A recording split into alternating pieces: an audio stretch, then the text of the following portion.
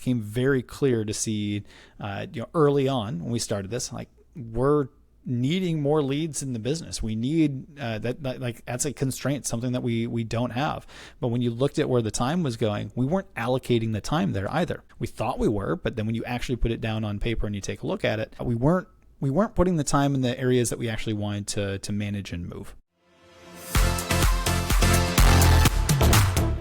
Welcome back to another episode of the Ownership Advantage. And today I'm sitting here wanting to talk a little bit about this thing called data-driven decisions. For anyone that has known me for a little while, I definitely dig very deep when it comes to understanding numbers within a business. Learned a while back now that it's one of the most critical things in a business in order to see or find success. If we don't know what's going on, it becomes very difficult to manage things and make decisions in a way that are effective and allow us to get closer to the goal. So what I wanted to do today is just share a little bit about why it's important and kind of how to think about it in the business. I'll give a little bit of a backstory. When we first started getting into this and looking at what are all the things that we can and should be measuring and tracking within the business, it was not an easy conversation to start. Primarily because I love it. It was an easy one for me, but for others on the team, having to log things consistently and track things consistently wasn't the most fun thing. I got a lot of things like don't love spreadsheets, don't want to do that type of thing. But as we went through this journey, you can ask anyone on the team now, and the power of the information that we have today is totally worth the cost of needing to do the kind of tedious work and going through that process of logging everything. So when it comes to what do we measure within the business, there's a couple buckets that I think are really important to measure on the front end, but obviously you can break this down into anything based on your goals and where you're headed in the business, breaking down what are the most important metrics for those outcomes that I need to track. What are the key indicators that are going to lead me to that specific outcome? So the first bucket is going to be time. I think time's a big one. I know I've been talking about time a lot in the last couple of weeks, but understanding where our time goes is critical to success. So when we think of tracking time, it's do we know where it's going, first of all? Right? In order for us to manage time, for us to manage the choices that we make, we first need to understand where is that time actually going. So it's a big reason why I'm a huge fan of doing a time study or a time audit, literally sitting down and writing out everything that happens from start to finish, not just for one day, but for a week to 2 weeks, because we will have differences in our days and things like that. But writing everything out, and I'm talking not just in business hours and when you're at work, but throughout the entire day, like truly do from start to finish, because it gives a lot of clarity into where time is actually going. And yes, part of that is to be able to say, here's the things that I should stop doing. Here's the things I need to do more of. But it's also a really good tool to say, hey, you know what? I had planned 60 minutes for this particular project or this client meeting. And on average, it's taking me 90 minutes every single time. So if that's the case every single time, I can better plan for that. I can make different decisions about what I can or can't do within a day because I can see on paper where is the time going. So in a team setting, part of what we ended up doing here in our business was every individual on the team, especially the leadership, needed to kind of bucket their time and categorize their time. How much time were we investing into finance? How much were we investing into marketing? How much were we investing into sales, into customer or client delivery, right? When we started to bucket that, it became very clear to see, early on when we started this, like we're needing more leads in the business. We need that's a constraint, something that we don't have. But when you looked at where the time was going, we weren't allocating the time there either. We thought we were, but then when you actually put it down on paper and you take a look at it, we weren't putting the time in the areas that we actually wanted to manage and move. So that was kind of key point number one. So time is a big one to get into because it allows us to make decisions on where is the time best invested for the outcomes that we're looking to achieve. Another big category of numbers to track and take a look at or metrics to look at in the business are going to be finance related metrics.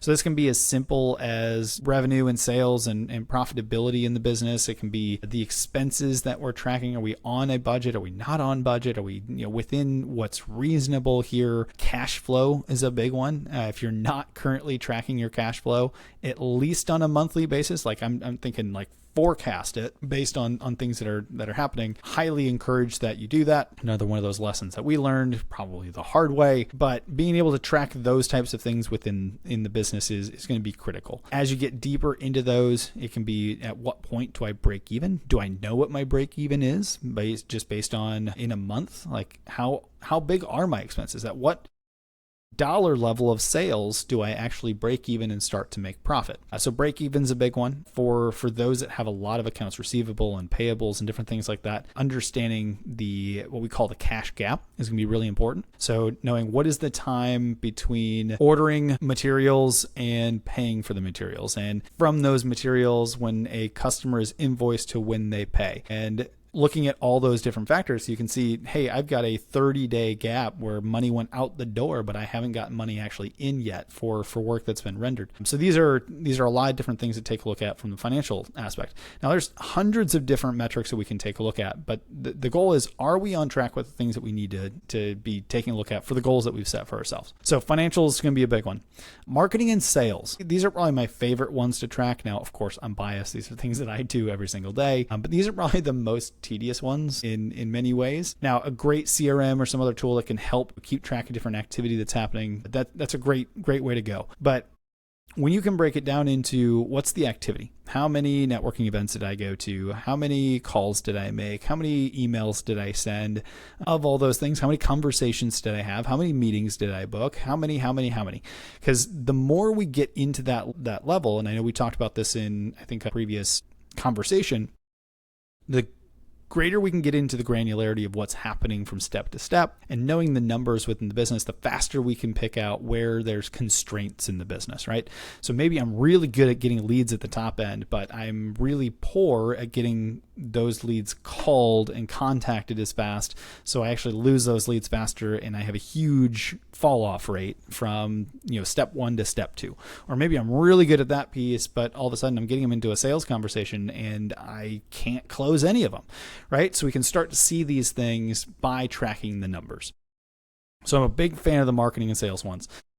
For a lot of you out there that are listening, some client delivery types of metrics are going to be good. What's my client satisfaction numbers? How often do I deliver on time? What's the quality? Different things like that are going to be important to take a look at as well. But here's the big thing.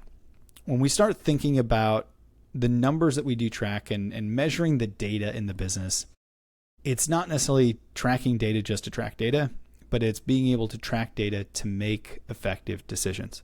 So I can't tell you the number of times, especially in the past, when we made some decisions based on gut feeling. I think this is the problem. I feel like it's this way. I feel like these people aren't showing up to these meetings or what have you. And when you actually look at the numbers, if the numbers don't back that up, and you chose to solve that problem anyway, you've wasted time, energy, and effort, potentially even money, to solve a problem that you didn't have. And that's a really big thing, right? There's only so many hours in the day. We only have so many resources, both of time and money. So being able to tackle the problems that have the biggest leverage for us is critical. We don't have to have all of the data to make decisions, but we want to have some data, right?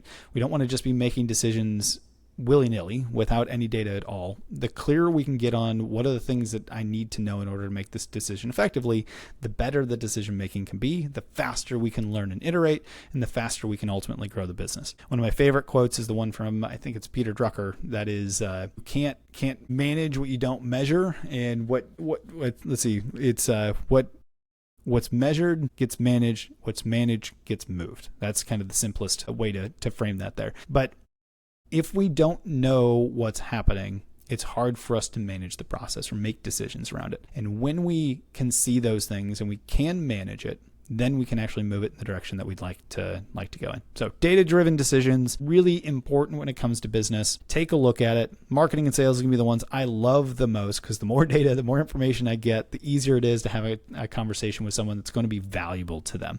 If I know that all of the folks in my database have a specific problem or a specific issue that they're dealing with, I can now go talk to them in the way that's actually going to solve that problem for them versus me just guessing. So really cool stuff there. Hopefully this was valuable to get you to kind of just start thinking about data-driven stuff. If you want to see how this works in your own business, I'll put the link in the description below for 2 free weeks of coaching with a coach here on the Action Coach Central Texas team. Go ahead and click that, test it out, see what it's like. We'll take you through some of the basic numbers that we tend to track in most of our clients' businesses, what that looks like for your business, and how we can actually start to measure, manage, and move in a way that's going to get you more profitability and a business that you actually don't grow to hate over time. So go ahead and click that link, check it out, and we will see you again in the next episode.